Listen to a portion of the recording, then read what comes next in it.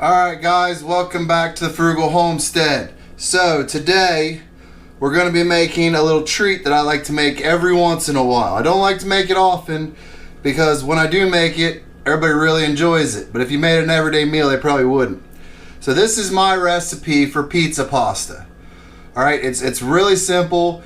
You don't have to go real in depth, but it basically cuts down the grains, the breads, somewhat as a pizza. We are using noodles. You can use whole wheat if you want to be a little healthier. I'm just going to show you the basic recipe. Feel free to twist it, manipulate it to make it your own.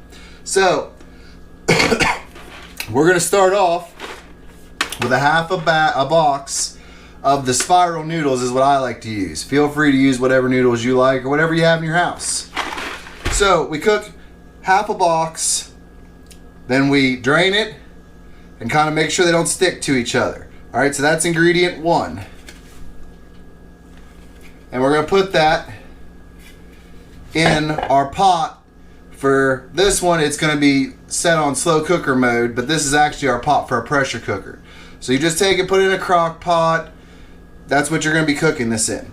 So the next ingredient I put in mine is banana peppers.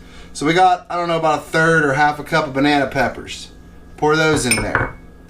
Okay, then we have onions. So we got like a third or half a cup of onions. Then we got our green peppers. Love green peppers in this. It really gives it that little bit of bite and crunch. So we've got about a half cup of those. And now here's the thing that really kicks this off for me. It's not the same if you don't have that. I've got a cup of cut up, mind you, because we want to spread it out throughout it, but cut up pepperoni. So we throw that in there.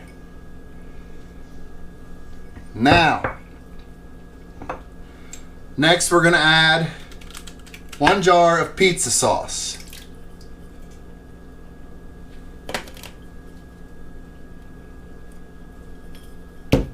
Okay.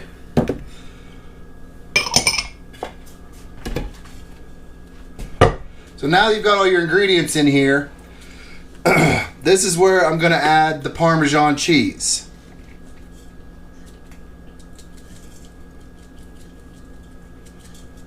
Okay, we're going to put a pretty liberal amount in here. If you want, you can add mozzarella. I just like to make it like this. So that's what it looks like. All we're going to do, and I like to just kind of swoosh it. You can stir it up with a spoon if you want, but it seems to me if it's a pizza, it should be tossed. So now that we've got it all mixed up, we're going to put it in the slow cooker, crock pot, whatever you use, for about an hour. All right, and then we'll bring you back to show you the end result, and we'll let my wife taste test it. All right, we're back. It's been an hour.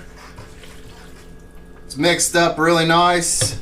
Let me Smells awesome. Yeah, it does. I'm trying not to get too close because it'll steam up the lens because it's hot. So, the real test is what my wife thinks. Because she's been in here sticking her nose in it. I love it whenever he makes this stuff. Trying to find some of her onions because she's an onion junkie.